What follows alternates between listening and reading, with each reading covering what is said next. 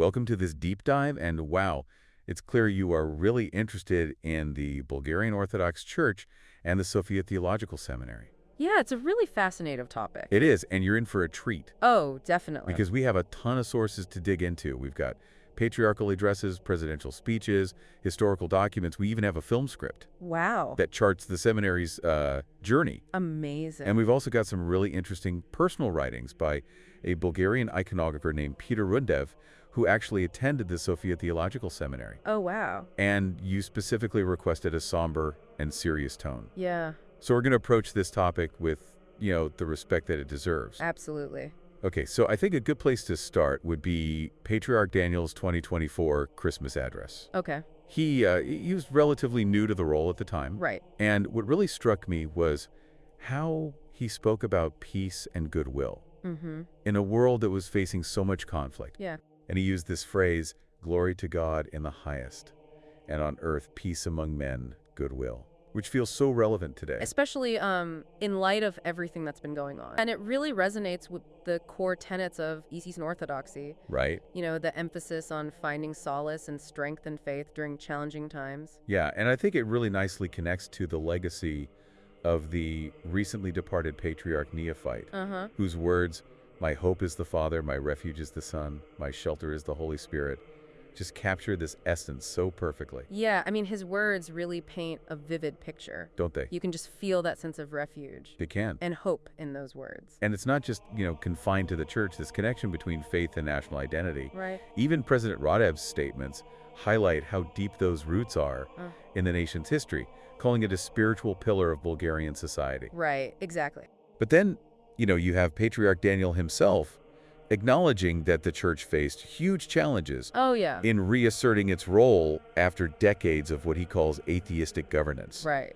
Which just makes you wonder, how those years under communist rule really impacted the church and its institutions. Yeah, absolutely. I mean, understanding that historical context is crucial, I think. And this is where the story of the Sofia Theological Seminary becomes so fascinating. To really grasp its significance, we need to kind of go back to its roots. So rewind for me. Okay. How did theological education begin in Bulgaria? Well, it goes way back, centuries, back to the 9th and 10th centuries, with Saints Clement, Naum, and Constantine of Preslav establishing spiritual schools. Okay. And they really focused on translating sacred texts and educating future missionaries. So laying the groundwork, I guess.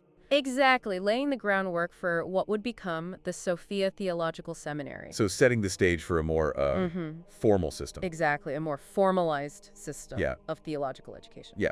Okay, so then what happened? Well then, moving forward a little bit, okay, we have in the 14th century Saint Euthymius, who was the Patriarch of Bulgaria, and his disciples, they created the Tarnovo Literary School. Okay, now I've heard of the Tarnovo Literary School, but for someone like me who doesn't know a lot about it, explain why it was so important. Okay, so essentially it marked a pivotal moment in Bulgarian literature. They produced a wealth of significant works, and they really strengthened the link between faith and culture. Wow, okay. But then, unfortunately, a really dark period followed. With 5 centuries of Ottoman rule. Oh, right. The church and the state faced, immense pressure, but critically, they never vanished. Right. The faith endured. That really speaks volumes about it does. Deep roots of orthodoxy in Bulgarian society. It really does, yeah. But eventually Ottoman rule came to an end, right? And then in the mid-19th century, we saw this kind of Bulgarian revival. Okay. A renewed focus on education and a real need for a dedicated Bulgarian spiritual school. So in 1874, the Petropavlovskaya Seminary was inaugurated in Lyaskovets, which was inspired by Ilarion Makariopolsky, who really, he saw this need for homegrown theological talent. So like a step towards establishing a dedicated Bulgarian seminary. Yeah, exactly. Around the same time, we also had the Samakov-Rilsko School beginning construction, driven by Metropolitan Avsentii of Vales. Wow, so a lot was happening at this time. Yeah, a real flourishing of theological education. But neither of these were in Sofia, right?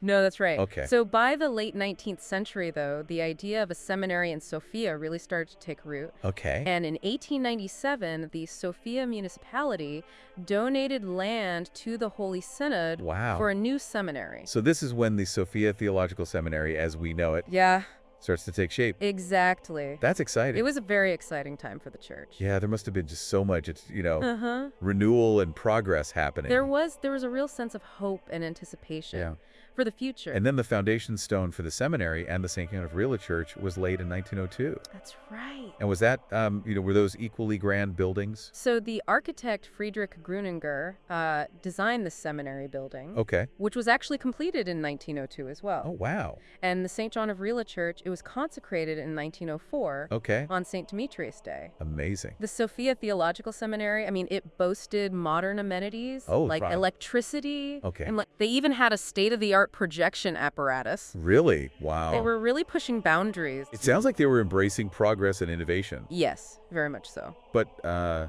20th century brought its own set of challenges. It did. Especially with World War I, which, obviously disrupted life as we know it. Yeah. So how did the seminary navigate those times? Well, World War I deeply affected the seminary, as you can imagine. Yeah. The building was jumped into a military hospital. Oh, wow. And many students were drafted into the army. Right. And those who remained faced, really difficult living conditions and hardship. It must have been challenging to maintain any sense of normalcy, let alone continue theological studies. Yeah, it was a real test of their resilience. And did that disruption last long? Well, the seminary did eventually resume normal functions after the war.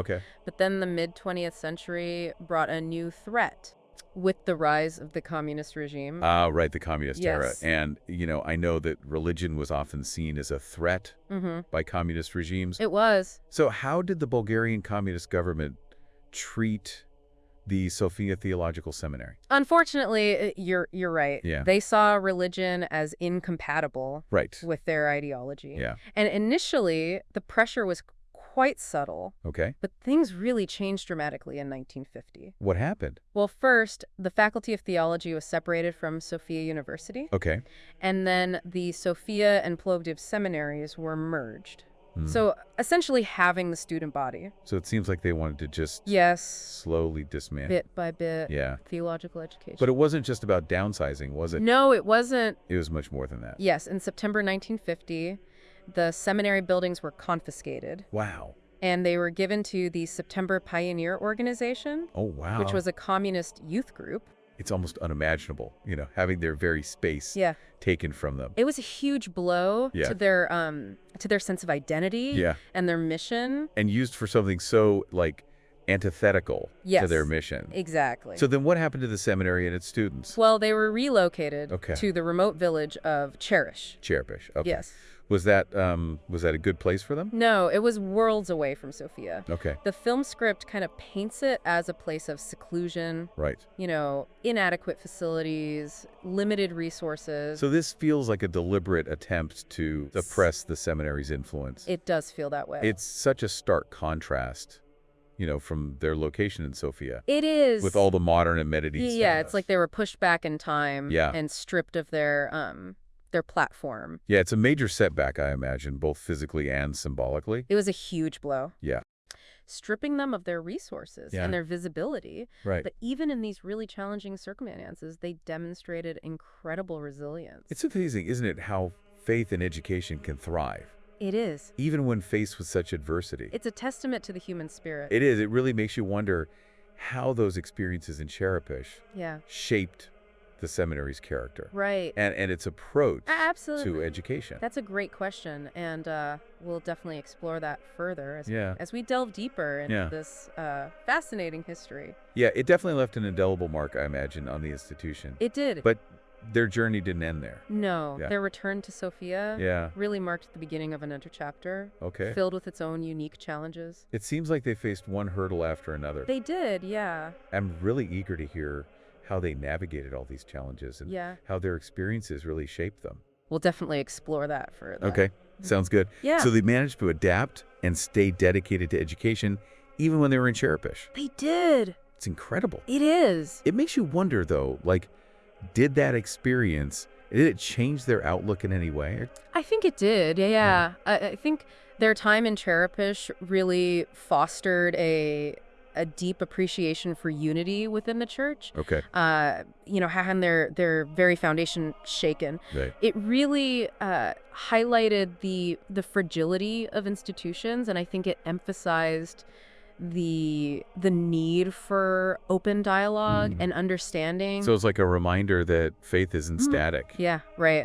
It's an ongoing dialogue and evolving understanding of our place in the world. Yeah, and speaking of evolving, the film script mentions how the Sofia Theological Seminary incorporated cultural events and arts into their curriculum. Oh, yeah. Alongside the theological studies. Right. It's almost like they were creating this haven for exploration amidst, all this chaos. Yeah, exactly. The outside world. They organized concerts, film screenings. They even invited prominent figures from the arts and sciences to visit. It's a very holistic approach. Very much so. Yeah. And this commitment to, to a holistic education continued even during their time in Cherepish. Wow. Yeah, so even with those limited resources, they maintained those high standards. It's remarkable how they thrived. It is. In such a challenging environment. It's a testament to how much they valued education. It is. And so their eventual return to Sofia must have been such a moment of triumph. Oh, yeah. I can only imagine. It was a huge victory for them. But I imagine it wasn't without its own set of challenges, right? Absolutely. I mean, they faced a daunting task, really. The buildings were in disrepair. Right.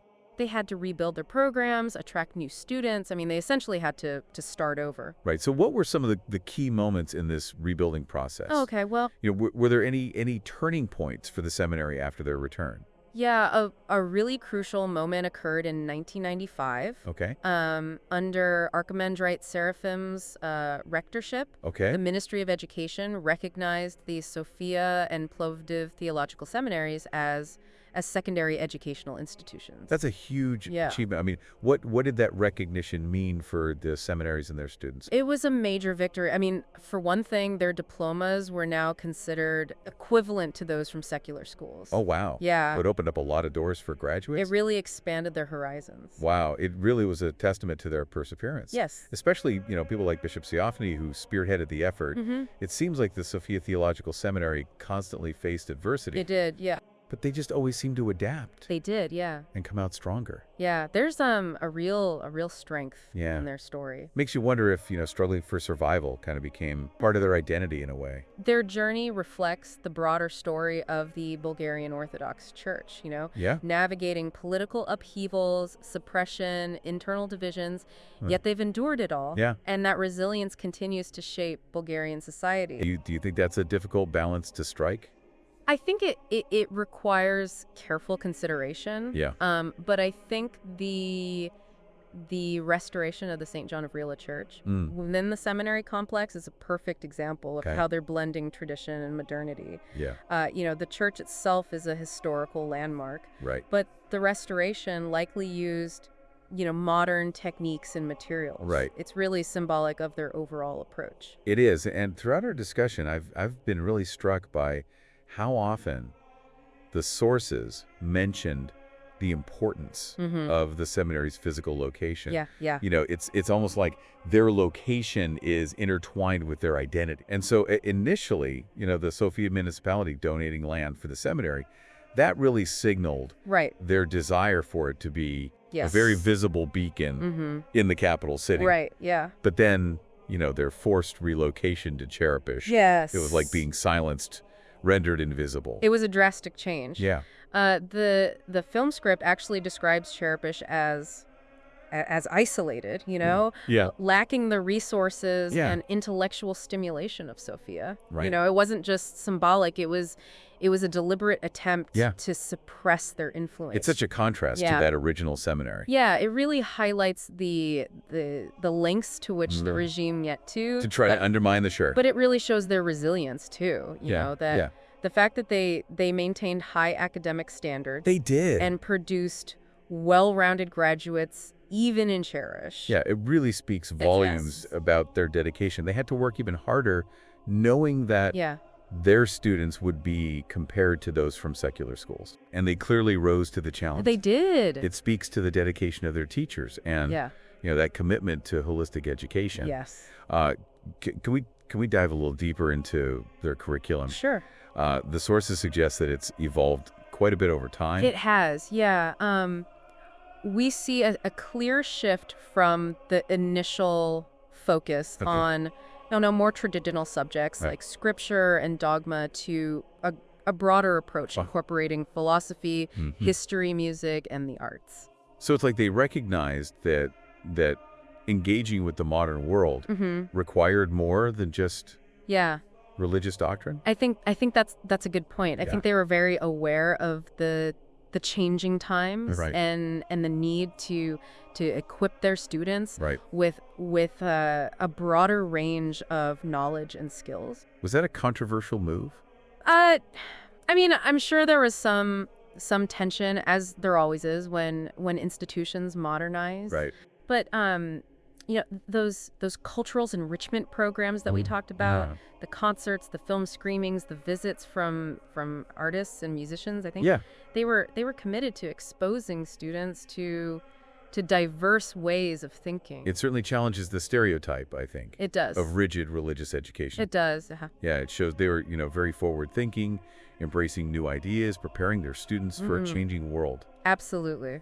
Okay, so we've talked about their resilience and their evolving approach to education, but we can't forget, the impact of these huge political events. Right. Like the communist era and the 1990s schism within the Bulgarian Orthodox Church. Right. Those were really defining moments. They were. Yeah, those were tumultuous periods that really tested the seminary's very foundation. So the communist regime, with its emphasis on atheism, saw religion as a direct threat. Yes. To their ideology. Yes. And the seminary, as, the institution responsible for educating future clergy, was a prime target. Yes. Confiscating their buildings, relocating them to Cherepish, restricting their curriculum. It was a systematic attempt. It was. To weaken them. Absolutely. And the church as a whole. Yeah, it's a stark reminder of how fragile intellectual and religious freedom. It's a sobering thought. It is. But it's also, a testament to their resilience. It is. That they weathered that storm. They did, yeah. And emerged with their spirit unbroken. They did. They could have easily been crushed. Yeah. But they found ways to adapt and even thrive. Right. In those really challenging circumstances. It's remarkable. And then just as they were rebuilding, from the trauma of the communist era, they were faced with the schism. Talk about a trial by fire. One challenge after another. It really tested their unity and their strength. The schism, with its competing claims to authority and legitimacy, really created these deep divisions within the Orthodox community. Right. And it put the seminary in a very delicate position. So they were walking a tightrope. They were. Knowing that any decision they made would have huge consequences. Exactly. So what did they do? Well, they ultimately sided with Patriarch Maxim. Okay. Even though it meant going against the government-backed candidate. Oh, wow. It was a risky move, but it really speaks volumes about their conviction. It shows they were willing to stand up for their principles. Yeah. Even when it was difficult and potentially dangerous. Right. Yeah. That's powerful. Yeah, their actions really speak louder than words. They do. In that regard. Yeah, so we've talked about these, these large-scale events. Yeah. But I'm also curious about, the individuals who shaped the seminary's journey. Yeah, yeah. Because the sources mention, a diverse cast of characters, patriarchs, bishops, political figures, even artists. Yeah, absolutely. Each individual with their own motivations and perspectives really contributed to this narrative. It wasn't just these faceless institutions. It was people making decisions. Right.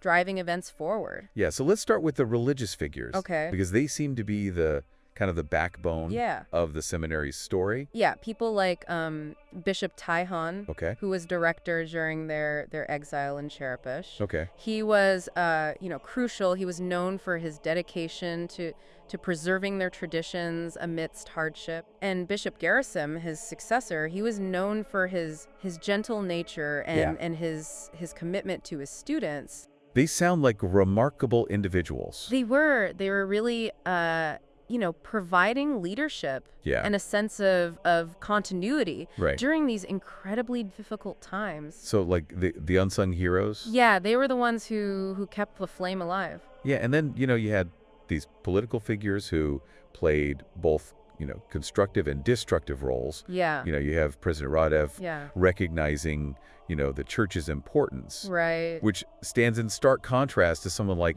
Alexander Stambolisky, who seized their buildings during his time as prime minister. It really highlights that complex relationship. It does. But it's not just about those in power, right? No, it's not. You can't forget, like, the architects, the artists, the builders. Yeah, you're right. Who created these physical spaces.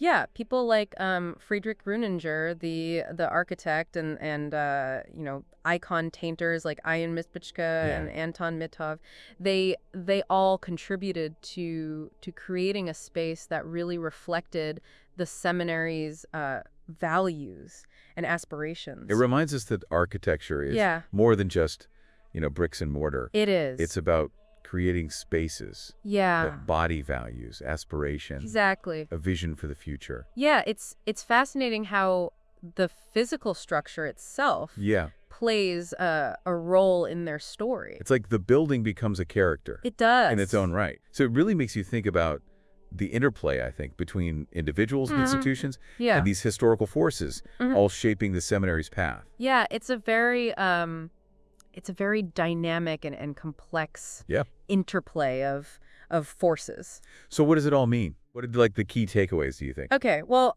I think the most prominent theme is resilience. Okay. The church and the seminary, they faced these immense challenges. Right.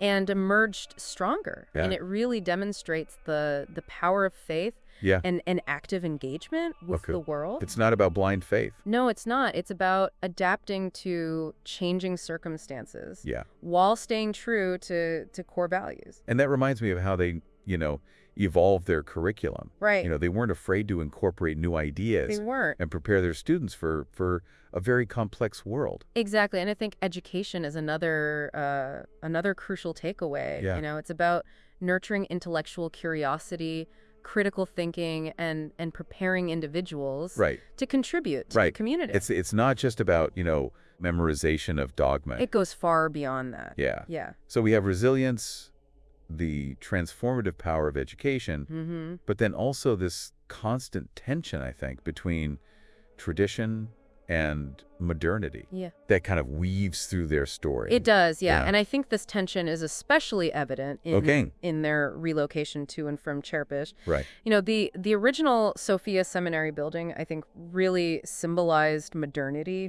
and their desire to be at the forefront of Bulgarian intellectual life, and their exile was a real regression. Right.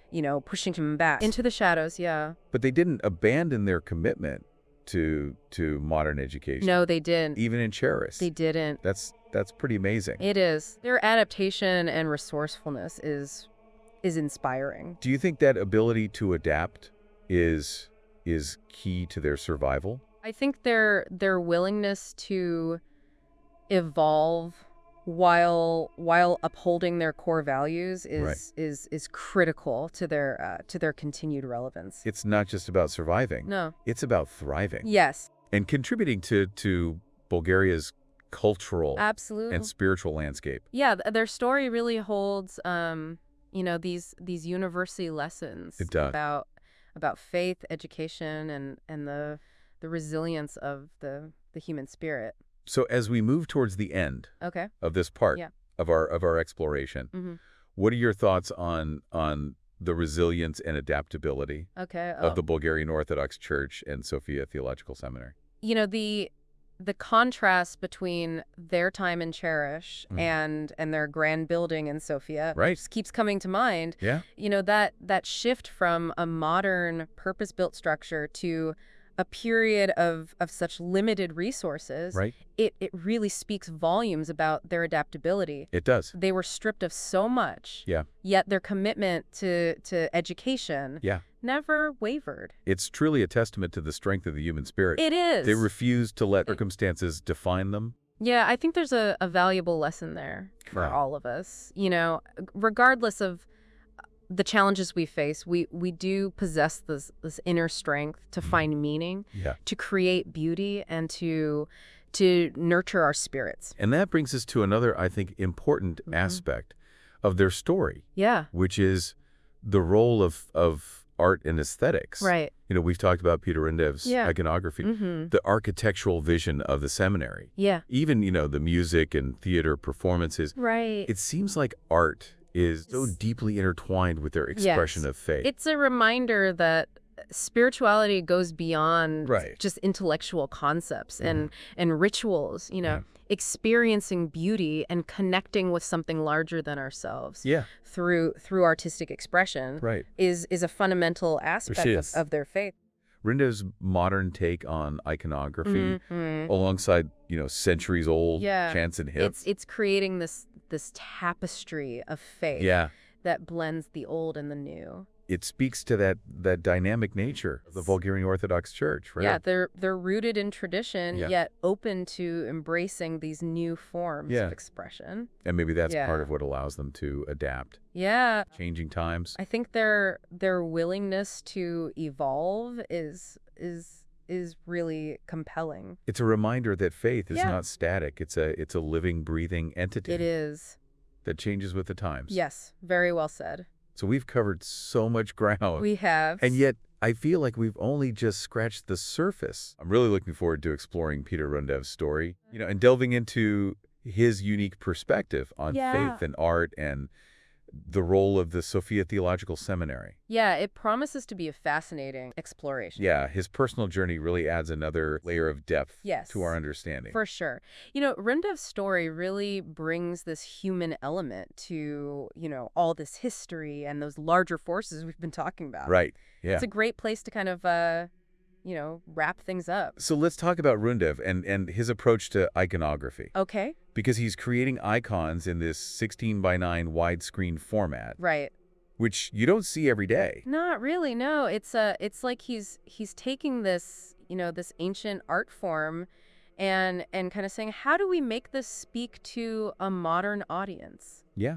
Totally. Right. And you mentioned that he found his faith at Sofia Theological Seminary. Right. In 2008, what exactly happened there? Well, he describes having this dream that confirmed the seminary's divine purpose for him. Wow. You can really feel that reverence in his writing. Yeah. You know, for him, it wasn't just a school. Right. It was a place of profound spiritual transformation. Right. And that idea that the seminary is this space for personal growth really echoes what we've heard from others connected to the institution. Yeah, it's like the seminary itself is more than just bricks and mortar. Right. You know, it becomes this vessel, almost holding the hopes and the journeys of all the people who have passed through its doors. Absolutely. And Rundev's, you know, he's not just a student, he's an artist. Yeah. And we have these excerpts from his seminary writings. Yes. You know, his reflections on the parable of the sower, for example. Right. So it's a beautiful piece. What does he have to say? He emphasizes the importance of personal responsibility in cultivating spiritual growth. Okay. He compares the human heart to soil that needs proper preparation to receive God's word. You got to till the soil, so to speak. You got to, put in the work. Exactly. And he also he includes these handwritten renditions of Psalm 3 and Psalm 142. Yes, he does. Which are really powerful, I think. They are. You know, and he's carefully dated them and timed them. He has. Yeah, it's like these little glimpses into his personal struggles and his search for solace during seminary life. You can feel his yearning for connection, for something bigger than himself. Yeah, it's such a human experience, you know, that desire to find meaning and solace through faith. Absolutely. And it's fascinating how his individual journey, you know, connects back to the larger narrative. It does. Of the seminary. Yeah. You know, it's a reminder that these institutions aren't just these abstract entities. Yeah. They're made up of real people. They are. With real stories. Absolutely. And those individual stories, those threads really come together to form the larger tapestry of the Bulgarian Orthodox Church. Right. And the Sofia Theological Seminary. It shows that even within, you know, these long-standing institutions, there's space for a variety of experiences and interpretations. Yeah. So as we conclude our deep dive into the Bulgarian Orthodox Church and the Sofia Theological Seminary, yes. What would you say is the most enduring element that has stood the test of time? I think for me, it's that unwavering spirit of resilience. Okay. Intellectual curiosity. And a commitment to shaping a better future. That's beautifully said. We see this woven through everything from the patriarchal addresses to Peter Rundev's personal reflections. Right. It's the common thread really connecting centuries of history and individual stories. And the seminary's journey through exile and schism and political upheaval really underscores that resilience. It does, yeah. They adapted, they evolved, and they continue to be this beacon of faith and education. And their story really makes us think about how we impact the institutions that we're a part of. How do personal stories like Rundev's contribute to that larger narrative of faith and cultural identity? That's a great question. Yeah, those are questions worth pondering. They certainly are. This has been a fascinating deep dive. It has. But it's also just a starting point. Yeah. I encourage you to explore the sources that we've discussed in more detail. Absolutely. Delve deeper into the complexities of faith and identity in Bulgaria and see what resonates with you. Who knows what other connections you might say. Exactly. I think you'll be surprised. I think so too. Yeah. Well, thank you so much for joining on this journey. Yeah, it's been a pleasure discussing this with you. We hope it sparked your curiosity and inspired you to explore these ideas further. Definitely. Until next time. See you then. All right, so today we're going to be diving into some pretty profound stuff. We're talking Bulgarian Orthodox Christianity. But specifically, what does it actually mean to be a saint? And what's the struggle like to become one? Yeah, and we have some pretty fascinating sources here to help us unpack all of this. Yeah, definitely. We've got some patriarchal addresses and then some writings from this iconographer, Peter Rundev. And then, honestly, what I'm most excited about, we have this incredible interview with Hieroschimonk Dimitry. And, Rundev went to the Sofia Theological Seminary, which adds kind of another dimension to all of this, does it? For sure. So let's try to answer this question. What does it mean to be a saint in the modern world, especially for Bulgarian Orthodoxy? I think our listener requested a pretty somber tone for this one, so let's try to keep things serious, yeah? All right, I'm all for it.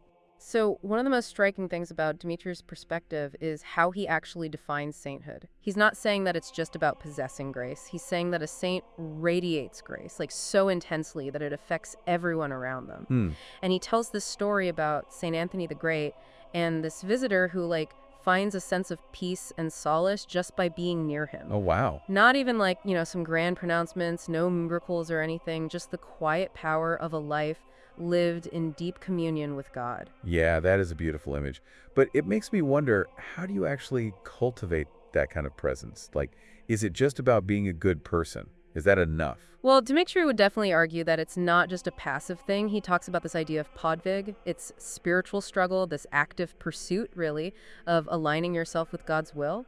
And he's also really adamant about the importance of having guidance, having a spiritual father to help you navigate this path, because this podvig, this spiritual struggle, if you don't have direction, it can lead to, dangerous self-delusions, let's just say.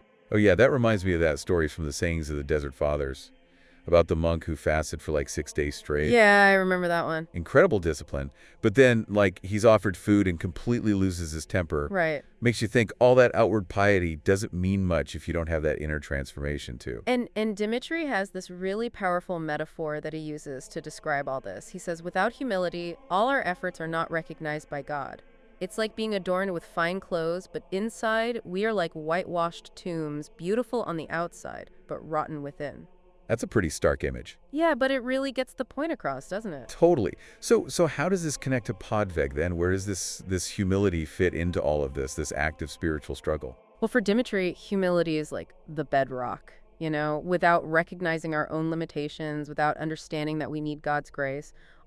Even the most impressive spiritual practices, they just become exercises in vanity. It's about, purifying the heart, not just looking good on the outside. Okay, that makes sense.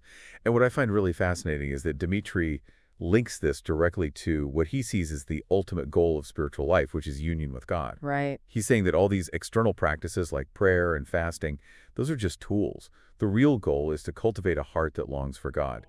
And he even quotes Christ, right? He says, if anyone loves me, my Father and I will come and make our home with them. So true.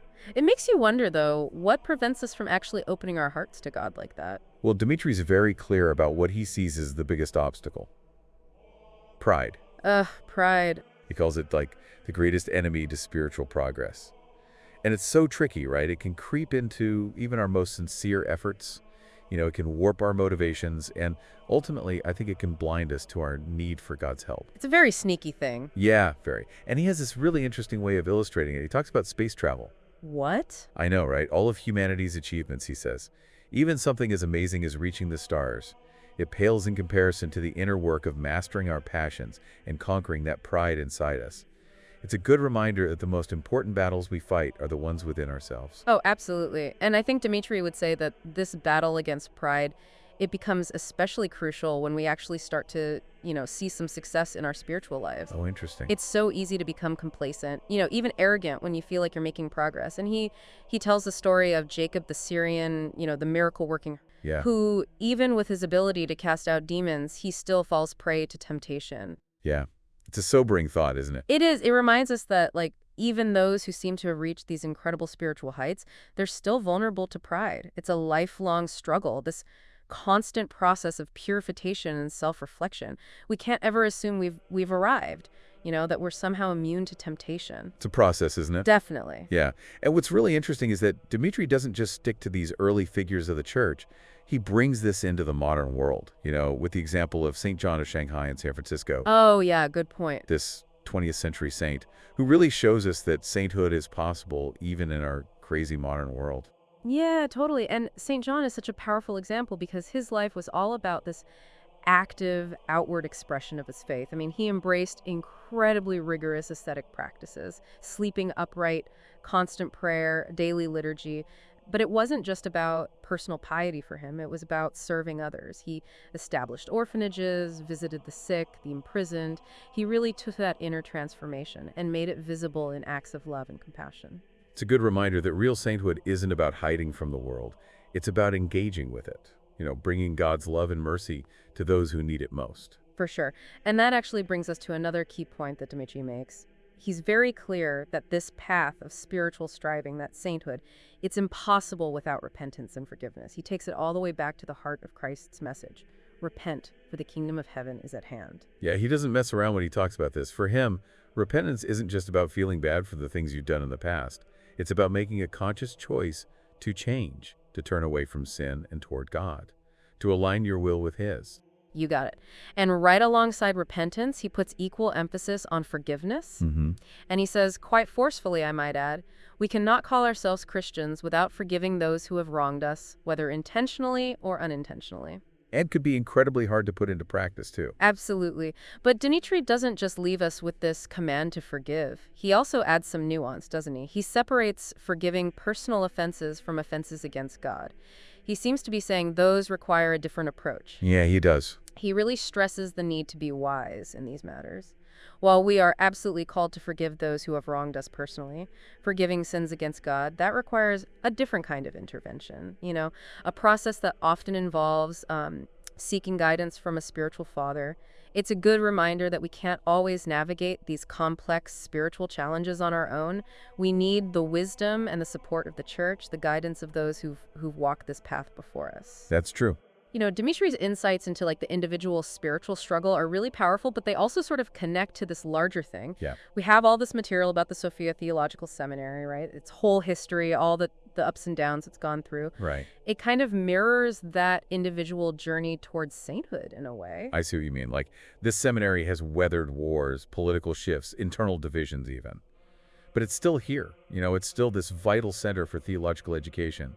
It's a testament to how strong faith can be in the face of, well, everything life throws at you. Right. And what's so interesting is how the seminary's own story reflects those themes Dimitry was talking about, I mean, even its founding was all about reclaiming Bulgarian spiritual heritage. We have these figures like Ilarion Makariopolsky and Metropolitan Sentii of Vales. They pushed for a school where Bulgarians could cultivate their own theological talent, free from outside influence. They understood that real spiritual growth needs a strong foundation in your own tradition. Yeah, and this desire for a uniquely Bulgarian expression of orthodoxy, it seems to run through the seminary's entire history. Even in Patriarch Daniil's address, his 2025 one, he talks about how the state recognizes the church's role in Bulgarian history, how important it's been for national unity. Yeah, it's like the seminary is this microcosm of the Bulgarian Orthodox Church itself, embodying this struggle for spiritual independence and national identity. And the journey it took through the 20th century, well, it's really something. Think about what they went through, the wars, the rise of communism. They were even kicked out of their own building in Sofia. Oh yeah, that relocation to Cherbish, that remote village. Right. That must have been so hard. Uprooted from their home under constant scrutiny from the communist regime. Yeah, the sources paint a picture of hardship, inadequate facilities, isolation. But they didn't just survive, they kept going. The film script even mentions how the teachers in Cherbish, they actually worked harder. Wow. Because they knew their students would be compared to those in secular schools. Oh, wow. It's like they saw this as part of their own podvig, their own spiritual struggle. It wasn't all about academics, though, right? No. They fostered this really vibrant cultural life for their students, too. Concerts, film screenings, lectures from these prominent figures in the arts and sciences. It suggests they had this broader understanding of what education means, like nurturing the whole person, even amidst all that hardship. Yeah, and then in 1990, when communism falls, they finally get to go back to Sofia, reclaim their rightful place. It's this moment of triumph, It shows how resilient the church is. But then, right after that, they hit another obstacle. The schism within the Bulgarian Orthodox Church in the 90s. Oh, right. This time, the challenge came from within, right? The government backs this breakaway synod, and the seminary is forced to pick sides. And they chose loyalty to Patriarch Maxim, the recognized leader of the Bulgarian Orthodox Church. Yeah.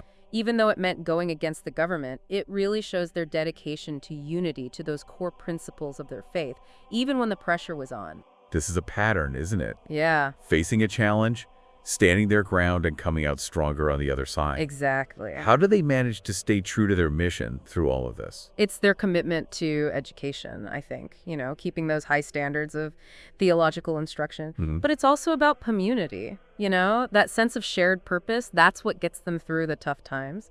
And it's about adapting, figuring out how to stay relevant in a world that's constantly changing. We've been talking about resilience, but it's not just about survival, right? It's about growth, about evolving. Their curriculum has changed over time. They've incorporated philosophy, history, music, the arts even. It's like they're saying, engaging with the world doesn't weaken your faith. It makes it richer. And that takes us right now to Peter Rundev, the iconographer. His story is like this perfect example of that interplay between tradition and the modern world. He's a software engineer, has degrees in international business, yet he's drawn to this ancient art form. He creates icons in a 16:9 widescreen format, It's like he's using his modern skills to help these ancient traditions speak to people today. It's almost paradoxical. It is. This blend of the ancient and the modern, the sacred and the secular. Right. And his whole journey of faith, it's so tied to the Sofia Theological Seminary. He talks about finding his faith there. He even had a dream that solidified, the seminary's divine purpose for him. That dream, as Rundev describes it, it's a really powerful testament to the seminary's role as a place of spiritual formation, a place where faith is tested and refined. It's like the soil in the parable of the sower. You know the one. I do, yeah. The seminary prepares the ground, cultivates that fertile soil where faith can take root and grow strong. Such a beautiful analogy. It speaks to how active faith really is, this constant process of growth and transformation. You have to put in the effort, be attentive, and be willing to engage with all the challenges life throws at you. Absolutely. And the Sofia Theological Seminary, with all its history and its dedication to shaping future generations, it's a powerful example of how that striving can play out on a larger scale, too. And we can't forget those handwritten psalms Rundev talks about. Oh, right, yes. The ones he so carefully dated and timed. They give us a peek into his personal dialogue with faith. It's so personal. His search for meaning and comfort amidst the challenges of seminary life. They're a good reminder that even with all these grand narratives about institutions and historical events, faith is, at its core, a personal journey, a very intimate conversation between the individual and the divine. We've talked about the seminary's history, its resilience, its dedication to education, but how does this all connect back to the idea of sainthood that we started with? Well, look at the figures who shaped the seminary's path. We have Bishop Taihan of Smolyan and Bishop Gerasim of Brnitsa. They led during that exile in Cherepis, provided stability and hope when things were tough. And the Sofia Theological Seminary, with its rich history and its dedication to training new generations, is a powerful example of how that can happen on a bigger scale. There's one more thing about the seminary I think is really important. The sources make a big deal about its physical location in Sofia. You're right. The fact that it was originally built right next to the Bulgarian parliament. It's a statement, isn't it? Exactly. It's this visible reminder that the church is present, it's influential, right there in the center of Bulgarian politics. And then, during the communist era, when they were forced out to that remote village, stripped of their visibility, that was deliberate. They were trying to silence them, to minimize their role in society. And yet, even in isolation, they found a way to thrive, to keep going. And then they returned to Sofia. It was like this rebirth. Totally. A symbol of how strong faith can be. Makes you wonder, though, how do institutions like this seminary deal with all the complexities of the modern world while holding on to their traditional values? Right. It's a balancing act a lot of institutions face, both religious and secular ones. The seminary's journey does offer some clues, though. They adapted, they embraced new technology, added new ideas to their curriculum, but they stayed grounded in their Orthodox tradition. They show us that tradition and progress don't have to be at odds with each other. Yeah, and it's not just about the institution, but the people in it, too. Right. Think about the students there today. What challenges are they dealing with in the 21st century? How are they carrying on this legacy? That's a great question. And I have a feeling their journey will be just as unique and challenging as those who came before them. And just as important for understanding the legacy of the Bulgarian Orthodox Church and the Sofia Theological Seminary. So we've talked about the meaning of sainthood and the spiritual battles we all face, and we've looked at that incredible journey of the Sofia Theological Seminary. But now I want to focus on Rundev, the iconographer.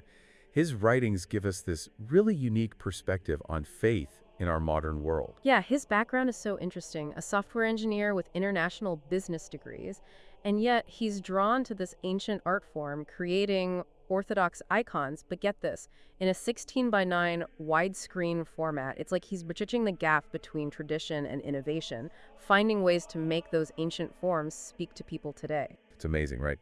And what really strikes me is how his time at the Sofia Theological Seminary, it seems like it was this crucible for him, a place where his faith was really tested and refined. He even talks about this vivid dream he had, where Christ himself confirms that the seminary has a divine purpose for him. It's a powerful story. And the way Rundev describes that dream, it's a real affirmation of the seminary's role as this spiritual incubator. It's where he wrestles with the complexities of faith, where his beliefs are challenged and ultimately made stronger. And what I find so compelling is how Rundev weaves together these different threads of his life: faith, art, technology, even his Bulgarian national identity. It's not like he keeps these things separate. They all inform each other, He has this amazing ability to synthesize all those different experiences into a single worldview. Faith isn't just something he does on Sunday. It's a part of everything he does. One of the most thought-provoking things he writes about is what he would lose if he walked away from orthodoxy. It's such a powerful exercise, don't you think? Like, it forces you to really think about how deep your own convictions run, to articulate what truly matters to you. Yeah, it's like stripping away everything superficial and exposing your soul. And for Rundev, what he'd be giving up is that profound sense of connection to the holy sites, to the beauty of the Church Slavonic language, to all those Bulgarian saints who came before him. These are things that go beyond just intellectual belief. They resonate deep within him, in his heart. And what I appreciate is that he doesn't shy away from those difficult questions, the doubts that so many people have, especially when it comes to trusting institutions like the church. He acknowledges that some people have been hurt, betrayed by those who should have been guiding them. Right, but he's also careful to emphasize that orthodoxy isn't built on the fallibility of individuals. It's built on the solid foundation of Christ's church. It's something bigger than any one person. It's this continuity of faith that stretches back centuries. And he encourages people who are struggling with that trust to go deeper, to really engage with the history and teachings of the church, to try to understand rather than just dismiss it based on their personal experiences. It's a call for discernment, for critical thinking. True faith isn't about blindly accepting everything you're told. It's about actively seeking the truth. And what's so interesting is how he balances this emphasis on personal faith with a strong sense of responsibility to the community. He makes this analogy about taxpayers supporting public services, and he argues that we should be doing the same for the church. Yeah, it's a practical point about keeping religious institutions running, but it also speaks to this idea that we're all connected, that we're part of a larger body and we have a responsibility to take care of each other. He talks about how much joy he feels at the growth of the Eastern Orthodox Church in Jamaica, for example, a culture with a totally different cultural and historical context than Bulgaria. Yeah, it's a reminder that faith can transcend national borders, that it has the power to unite people from all kinds of backgrounds and cultures. And his intellectual curiosity really shines through in his willingness to tackle those tough theological questions.